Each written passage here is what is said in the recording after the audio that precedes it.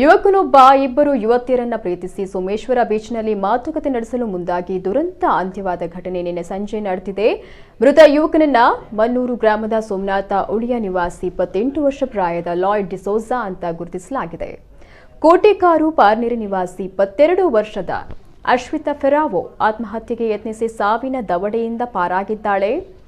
Lloyd D'Souza ಮತ್ತು ಅಶ್ವಿತಾ ಅವರು ಕಳೆದ 8 ವರ್ಷಗಳಿಂದ ಪರಸ್ಪರ ಪ್ರೀತಿ ಮಾಡ್ತಿದ್ರು. ಈ ನಡುವೆ ಲಾಯ್ಡ್ಗೆ ತೊಕ್ಕೋಟು ಚೆಂಬುಗುಡ್ಡೆಯ ಇನ್ನೊಬ್ಬ ಕ್ರೈಸ್ತ ಯುವತಿಯ ಜೊತೆ ಸಂಪರ್ಕ ಆಗಿದ್ದು ಪ್ರೀತಿ ಪ್ರೇಮ ಅಂಕುರಿಸಿತ್ತು. ಈ ವಿಚಾರ ತಿಳಿದ ಮೊದಲ ಪ್ರೇಯಸಿ ಅಶ್ವಿತಾ ಲಾಯ್ಡ್ ಬಳಿ ಆಕ್ಷೇಪವನ್ನ ತೆಗೆದಿದ್ಲು. ನಿನ್ನೆ ಸಂಜೆ ಈ ಬಗ್ಗೆ ಮಾತುಕತೆ ನಡೆಸಲು ಅಂತ ಯುವಕ ಮತ್ತು ಇಬ್ಬರು ಯುವತಿಯರು ಸೋಮೇಶ್ವರ ಕಡಲ ಕಿನಾರೆಗೆ ತೆರಳುತ್ತಾರೆ.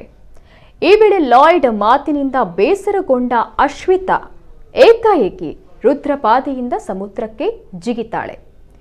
ಪ್ರೇಯಸಿ ಸಮುದ್ರಕ್ಕೆ ಹಾರಿದ್ದನ್ನ ನೋಡಿ ಪ್ರಿಯಕರ ಲಾಯ್ಡ್ ಆಕೆಯ ರಕ್ಷಣೆಗಾಗಿ ನೀರಿಗೆ ಹಾರುತ್ತಾನೆ. ಇದೇ ವೇಳೆ ಕಾವಲು ಪಡೆಯ ಸಿಬ್ಬಂದಿ ರಕ್ಷಣಾ ಕಾರ್ಯಾಚರಣೆ ನಡೆಸಿದ್ದು ಅಶ್ವಿತಾ ಸಾವಿನ ದವಡೆಯಿಂದ ಪಾರಾಗ್ತಾಳೆ. ಆದರೆ ಪ್ರಿಯತಮೆಯ ರಕ್ಷಣೆಗೆ ಹೋಗಿದ್ದ ಲಾಯ್ಡ್ ಸಮುದ್ರ ಪಾಲಾಗಿ ಅಸುನೀಗಿದ್ದಾನೆ. ಆತ್ಮಹತ್ಯೆಗೆ ಪ್ರಯತ್ನಿಸಿದ ಅಶ್ವಿತಾ ದೇರಳಕಟ್ಟೆಯ ಖಾಸಗಿ ಆಸ್ಪತ್ರೆಗೆ ದಾಖಲಾಗಿದ್ದಾಳೆ.